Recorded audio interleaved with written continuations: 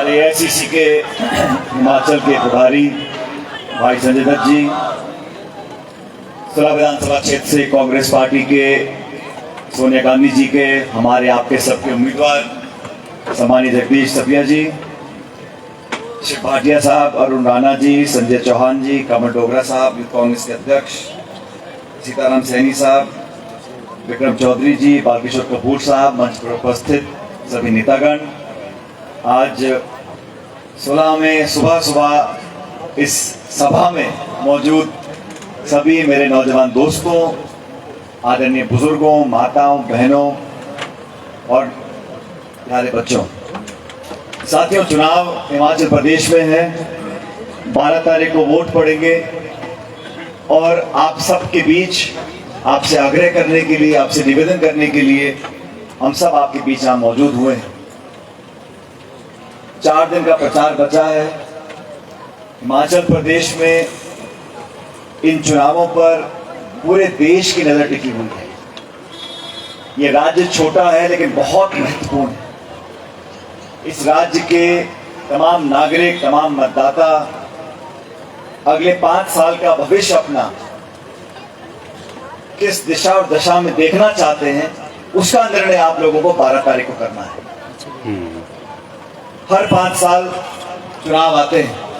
पिछली बार चुनाव हुए, आप लोगों ने विश्वास कर एक सरकार का निर्माण हिमाचल प्रदेश में 8 साल पहले दिल्ली में सरकार बनी थी और वो ही सरकार जो डबल इंजन सरकार बोलते हैं, वो 8 साल से दिल्ली में और 5 साल से हिमाचल में अपना काम कर रही है। अब निर्णय आपको करना है, मूल्यांकन आपको करना है कि इन सरकारों ने वादे भी करे, भाषण भी दिए, इश्तेहार भी दिए, झंडे, बैनर, पोस्टर सब कुछ किया, लेकिन हिमाचल प्रदेश की जनता की भलाई के लिए जो वादे आपने खुद किए थे, उनमें से कितने वादे आपने पूरे किए? आज हिमाचल प्रदेश में पेपर लीक हो रहे हैं, कोई कार्रवाई नहीं हो रही। भ्रष्टाचार के तमाम मामले उजागर किए गए, कोई कार्रवाई नहीं हो रही। कार्रवाई अगर हो रही है तो सिर्फ इतनी हो रही है कि जो आम नागरिक इस प्रदेश का है, वो महंगाई की मार से लगातार कहरा रहा है, परेशान है, दुखी है। लेकिन मैं इस बात को देखकर बड़ा आश्चर्यचकित होता हूं, बड़ा अचंभा मुझे होता है। भाजपा के तमाम नेता आके भाषण देते हैं, दिल्ली से भी आते हैं, प्रदेश के नेता भी बोलते हैं। किसी भी एक नेता ने तक झूठे मुंह भी ये नहीं बोला कि हम महंगाई को कम करने की कोशिश करेंगे। हम जो महंगाई आसमान छू रही है, उस पर नियंत्रण करने के लिए अगले हफ्ते में, महीने में, 6 महीने में कुछ कार्रवाई करेंगे। यहाँ सभा में बहुत सारी हमारी माताएं बहनें बैठी हैं और मैं समझता हूं जिस पार्टी को माताओं बहनों का आशीर्वाद मिलता है, जिस उम्मीदवार को माताओं बहनों का आशीर्वाद और स्नेह मिलता है, उसकी नैया पार हो जाती है। और मैं ऐसा मानता हूं कि हिमाचल प्रदेश की महिलाओं ने मन बना लिया कि 5 साल से जो सरकार प्रदेश में काम कर रही है, रोजगार, महंगाई, भ्रष्टाचार, इन मुद्दों से जनता पीड़ित है। हम लोगों ने बहुत सोच समझकर प्रदेश के लोगों से बात की, नौजवानों से बात की और फिर बहुत विस्तार के साथ हम लोगों ने अपना मैनिफेस्टो बनाया है। हम लोगों ने क्या कहा? हमने कहा कि हम हर महिला जो 18 से 60 साल की उम्र की है, उसको हर महीने 1500 रुपए का हम उसको बकाया पेंशन देंगे। ये हमारा लिखित में वादा है, संकल्प है। और वैसा संकल्प नहीं जो भाजपा ने कल लिया है, वो तो संकल्प लेते रहते हैं लेकिन उस पर क्रियान्वयन नहीं होता। 1 लाख नौकरी देने की बात हम लोगों ने करी है।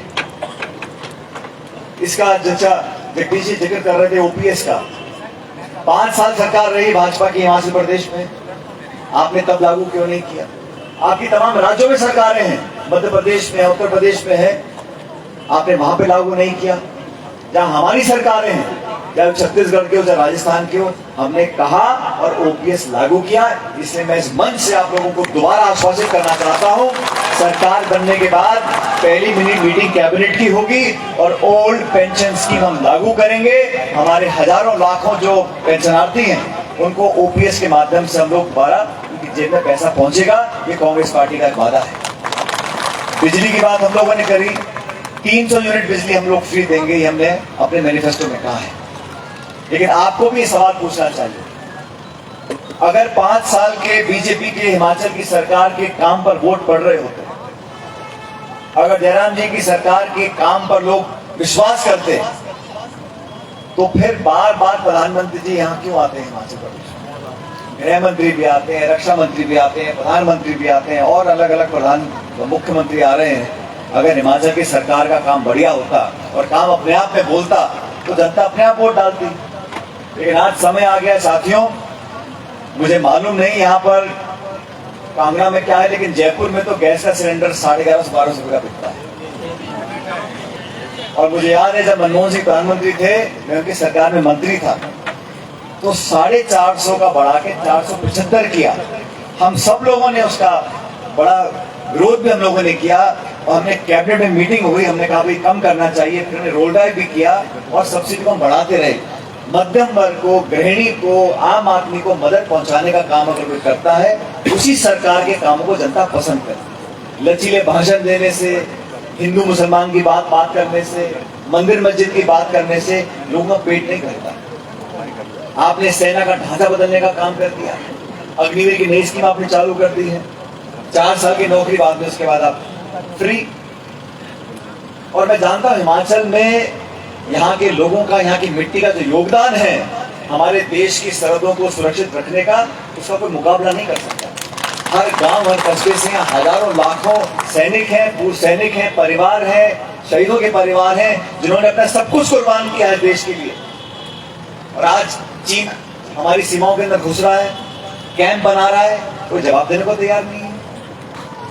देश भर में आज कुपोषण में, भुखमरी में, बेरोजगारी में, महंगाई में भारत का नाम गिरता चला जा रहा है, कोई जवाब देने को तैयार नहीं है। आप उनसे पूछो गैस का सिलेंडर क्यों बिक रहा है 1100-1200 रुपए में, तो हिंदू मुसलमान की बात करते हैं। आप पूछो कि जब से गिनती चालू हुई है तब से सबसे अधिक बेरोजगारी अगर है तो आज है। आप पूछो ऐसी बेरोजगारी क्यों है? उद्योग लग नहीं रहे, निवेश हो नहीं रहा, लोगों का विश्वास कम हो रहा है। तो बात करते हैं मंदिर और मस्जिद की। मंदिर, मस्जिद, हिंदू मुसलमान, जाति, प्रांत, भाषा, इन पर लोगों को टकराव और लोगों का आपस में द्वेष पैदा करके राजनीति करना किसी के भले की बात नहीं है। और ये देश बहुत पुराना है, हमारी हजारों सालों की संस्कृति और इतिहास है। हमेशा से अमन, चैन, प्रेम, भाईचारे से लोग रहते आए हैं और रहते रहेंगे। राजनीति करनी है तो मुद्दों पर करें, राजनीति करनी है तो नौजवानों के लिए करें। 5 साल में आप क्या कर दिखाएंगे? महंगाई कम कैसे करेंगे? लोगों को रोजगार, नौकरियां, उद्योग, फैक्ट्रियां लगे, उस पर मुख्यमंत्री जी को एक श्वेत पत्र जारी करना चाहिए कि मैं 5 साल में 3 नौकरियां दी। आपका बैकलॉग आप भर नहीं पा रहे, आप संकल्प पत्र निकाल रहे हैं आज 5 साल के काम के बाद। इन बातों से लोग बहकने वाले नहीं हैं। जो आज सुबह सुबह इस सभा में मुझे उत्साह और जोश दिखा, जगदीश जी, मुझे कहने में कोई संकोच नहीं है कि आप भारी मतों से 16 से जीत कर जाओगे और लोगों के विधायक बनकर आप काम करेंगे। सरकार कांग्रेस की बनने जा रही है। मैं आप सबसे निवेदन करना चाहता हूं, अगर किसी व्यक्ति को, किसी नौजवान को थोड़ा बहुत भी संदेह, संकोच है, उस संकोच को निकाल दो। राज कांग्रेस पार्टी का आने वाला है, सरकार कांग्रेस की बनने वाली है। मैं भी चाहता हूं कि आपकी सरकार में भागीदारी हो, आपका नुमाइंदा कांग्रेस जीत कर जाएगा तो आपके क्षेत्र में काम दुगने चौगने हम करा सकते हैं। अब चुनाव में टिकट बहुत से लोग मांगते हैं, पार्टी सिर्फ एक व्यक्ति को टिकट दे सकती है। अब जिम्मेदारी सबकी बनती है, क्योंकि एक उम्मीदवार है, चुनाव लड़ाने वाले बहुत लोग होते हैं। पूरी टीम चुनाव लड़ती है, पदाधिकारी, कार्यकर्ता, हमारे NSUI, यूथ कांग्रेस, महिला कांग्रेस, सेवा दल, सब मिलकर चुनाव लड़ाते हैं। जो लोग आज पार्टी के सामने खड़े हैं, हो सकता है शुरुआत में किसी को गलतफहमी हुई हो, लेकिन दिन पे दिन जब मतदान केंद्र में जब मतदाता वोट डालने जाता है, वो समझ जाता है कि मुझे वोट खराब नहीं करना।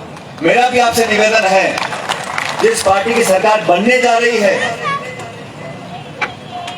पूरे देश में इस बात की चर्चा है कि हिमाचल में सरकार कांग्रेस पार्टी बनाने जा रही है, तो मेरा करबद्ध निवेदन आप लोगों से है, अपनी वोट को जाहिर मत करना, अपनी वोट यहां वहां मत डालो, अपनी वोट की गिनती कराओ। आजकल बूथ की वोट निकलती है, अपनी वोट की ताकत को हम समझें और जितने बड़े मार्जिन से आप जिताकर भेजोगे उतनी ज्यादा ताकत हमारी पार्टी को मिलेगी, जगदीश जी को मिलेगी, सोनिया गांधी जी को मिलेगी, राहुल गांधी जी को मिलेगी। हम लोगों ने हिमाचल के लिए एक सपना देखा है, राजा बीरबल सिंह जब यहाँ मुख्यमंत्री हुआ करते थे तो हिमाचल की एक पहचान बनी थी। 1971 में जब हिमाचल का निर्माण हुआ था तब ये जनसंघ के लोग इसका विरोध करते थे। वो तो स्वर्गीय इंदिरा गांधी जी थी जिन्होंने इस खूबसूरत प्रदेश का निर्माण उस समय करा दिया था। राज्य में फक्र होता है, हिमाचल एक ऐसा राज्य है जहाँ के लोग एक आदर्श हैं, जहाँ के लोगों का भाईचारा और प्रेम और हिम्मत और शौर्य, उस पर उनको फक्र होता है। इसलिए बहनों और भाइयों, ये चुनाव आपका है, ये भविष्य आपका है। अगले 5 साल में हिमाचल में हमारे बच्चे पोते कैसे आगे जाएंगे, क्या पढ़ेंगे, कहाँ नौकरियां करेंगे, इसका निर्णय आपको करना है। नीति निर्माण करने का काम सरकार का होता है, लेकिन सरकार का निर्माण कौन करता है? जनता जनार्दन करती है। इसलिए आप लोगों से फिर कहना चाहता हूँ, इस हाथ के निशान का ध्यान रखना, बटन दबाना हाथ का, ताकि कांग्रेस पार्टी भारी मतों से जीते। और देश भर में जो आज एक भ्रम फैला हुआ है, भारतीय जनता पार्टी जिसको पूरा मौका जनता ने दिया, उसको हम स्वीकारते हैं। आपने 2 बार केंद्र सरकार बनाई, जनता का जो आशीर्वाद है, जो निर्णय है, उसको हमने स्वीकार किया है। लेकिन जवाब मांगने का अधिकार हमको है, सवाल करने का अधिकार हमको है। लोकतंत्र में, प्रजातंत्र देना पड़ेगा। आप छुप नहीं सकते, आप भाषण देके भाग नहीं सकते, आपको जवाबदेही तय करनी पड़ेगी, आपको कसौटी पे खरा उतरना पड़ेगा। आप लोगों की उम्मीदें जो आपने बनाई हैं, उसको पूरा करना पड़ेगा। नहीं करोगे तो बटन दबेगा और हाथ के निशान का दबेगा, और हिमाचल में सरकार कांग्रेस पार्टी की बनेगी, भारी बहुमत से बनेगी। इसलिए फिर आपको आगे करना चाहता हूं, जगजीत जी को चुनाव में जिताएं। मैं बहुत दूर से चलकर आपके बीच में आया था, आपसे मिलने, आपसे आशीर्वाद मांगने और आपसे अनुरोध करने के लिए कि हमें बहना नहीं है, हमें लालच में नहीं जाना, अफवाहों में नहीं जाना, बहकावे में नहीं जाना। हमें कांग्रेस पार्टी को जिताना है और भारी बहुमत से जिताना है। और मुझे पूरा विश्वास है कि मेरे निवेदन को आप लोग स्वीकार करोगे। जैसा मैंने शुरू में कहा, जब माताएं बहनें सामने आ जाती हैं निकलकर, तब जीत सुनिश्चित हो जाती है। लेकिन मुझे भी विश्वास अपने मन में लेकर यहाँ से जाना है कि आप इनको जिताकर भेजोगे। तो दोनों हाथ खड़े कर मुझे बताओ, यहाँ से जगजीत जिताकर भेजेंगे कांग्रेस पार्टी। अरे भाई, सुबह सुबह आवाज नहीं आई मेरे को। कांग्रेस पार्टी, ये आवाज है कि शिमला तक जानी चाहिए। शिमला कांग्रेस पार्टी। बहुत बहुत धन्यवाद। राम राम साहब।